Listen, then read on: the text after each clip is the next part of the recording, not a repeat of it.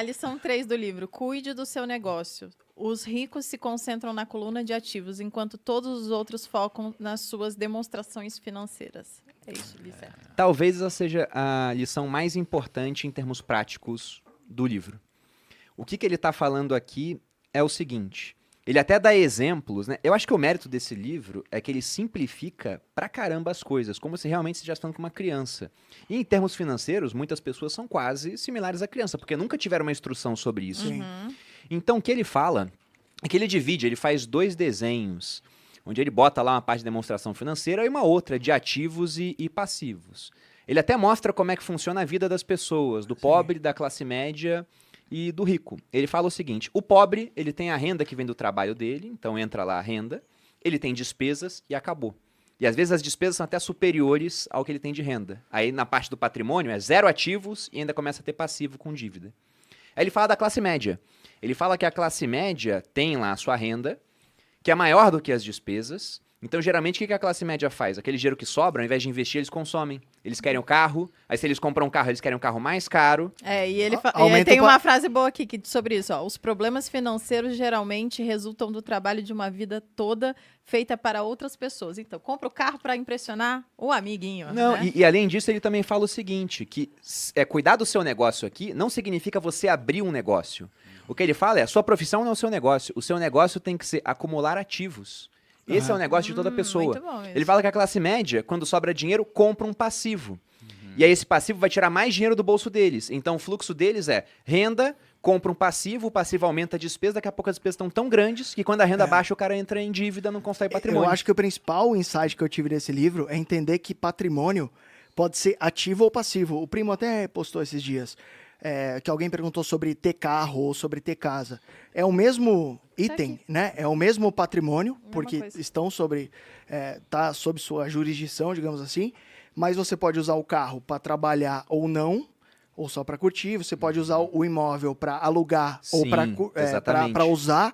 Então, o principal ensinamento que eu tive com esse livro quando eu era bem novo foi entender que patrimônio ele pode ser ativo ou passivo, né? Não, e tem uma coisa muito interessante disso entendi. também. Porque se você pegar a definição contábil, né, é muito mais complicado. Pô, você tem lá ativos intangíveis, tangíveis, aí você tem que o negócio é passivo, circulante. É um monte de definição complicada. Quando eles perguntaram pro pai rico qual era o jogo dos ricos, ele falou, ricos compram ativos, pobres de classe média compram passivos. Achando que são ativos. Achando que são ativos. O que é um ativo? Ele falou, ativo é o que isso. bota dinheiro no seu bolso, passivo é o que tira. Ele falou, é isso. E as crianças falaram pra ele, falou, caramba, é só isso? Por que as pessoas não fazem isso? Ele falou, porque elas confundem as coisas. E o rico é o quê?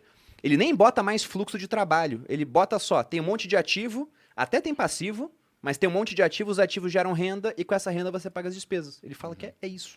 Mas tem uma sacada, talvez até mais complexa, que é o seguinte, às vezes a diferença entre um passivo e um ativo é só o seu conhecimento. Porque, por exemplo, quando você pega um imóvel, você financia ou você paga alguma coisa, você tem um custo. Então, na lógica, é um passivo. Mas, dependendo de como você fizer isso, ele é um ativo para você.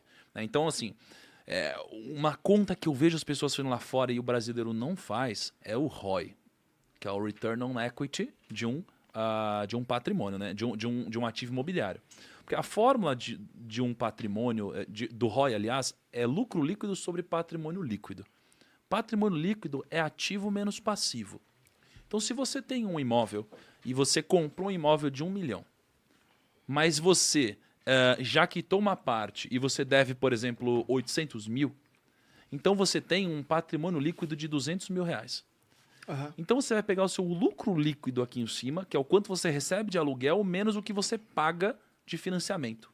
Esse valor, muitas vezes, vai te dar um ROI que você não encontra em nenhum outro investimento. Sim. Até o momento em que o seu patrimônio líquido começa a ficar muito grande, o seu ROI diminui, e aí o que você tem que fazer para manter um ROI alto? Abrir um outro financiamento imobiliário.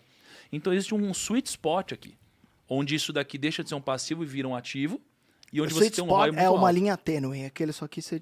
Só que impressionar. Impressionar. Né? Então, cara, é por isso que eu tô falando que às vezes a diferença entre o negócio e o passivo ativo é só você saber o que você tá fazendo, cara. Não, É só dá- você dá comprar um pra dar carro e virar Uber. Exatamente. Esse seria o exemplo Não, mas que que eu aí ia você dar. está empregando o seu trabalho, é diferente. Aham, seu tempo, né? Exato. Ele fala, exatamente, ele fala que o que são ativos na opinião dele. Ele faz uma listinha ali do que são ativos. Coloca ações, coloca imóveis e coloca negócios que não dependam da presença dele. Porque se depender da presença dele, aí não é negócio, é uma profissão. Então isso do Uber é, por exemplo, você comprar carros, o que inicialmente a visão poderia ser, embora contábil, né, na visão contábil seja um ativo imobilizado por uma empresa, na visão dele aqui, ó, o seu carro é um passivo. Mas se você compra carros para botar pessoas para dirigirem para você, aí vira um ativo da sua empresa. Aham. Seria a visão dele.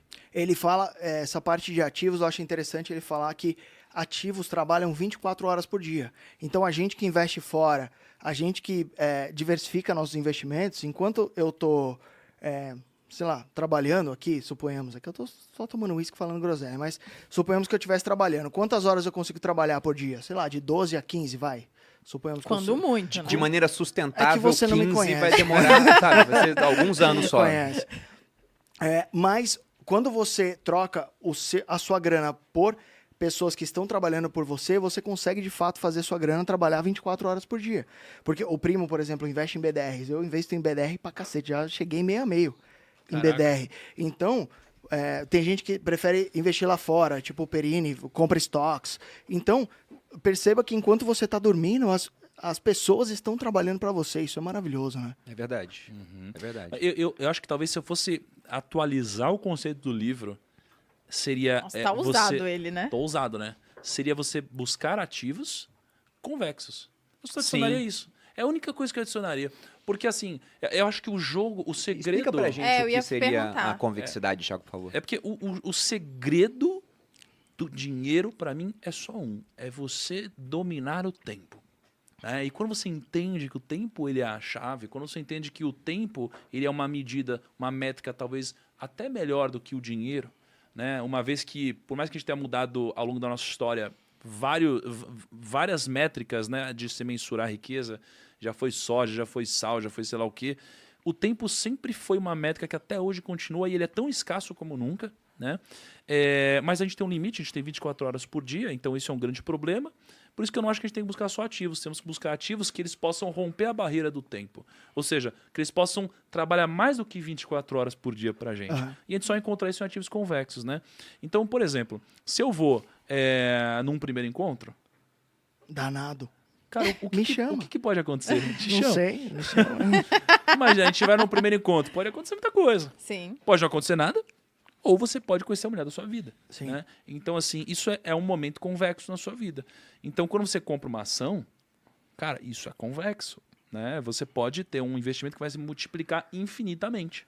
Né? Agora, Você quando tem uma simetria convidativa, né? Exato. Não existe preço negativo, mas você pode multiplicar a sua grana. Exatamente. Eu acho que assim, quanto mais convexo dependendo do time, por exemplo, você pega um mercado numa crise muito grande, o mercado em si ele é convexo. Mas quando você tem uma crise muito grande, você tem uma assimetria muito mais forte do que você tinha antes. Mas a convexidade continua. Então, assim, eu acho que as decisões convexas seria a única coisa que eu adicionaria nesse livro. Eu tenho certeza que o Kiyosaki ia achar um termo muito mais for kids aqui do que a convexidade, cara. E eu acho que aí é onde está o talento dele. Você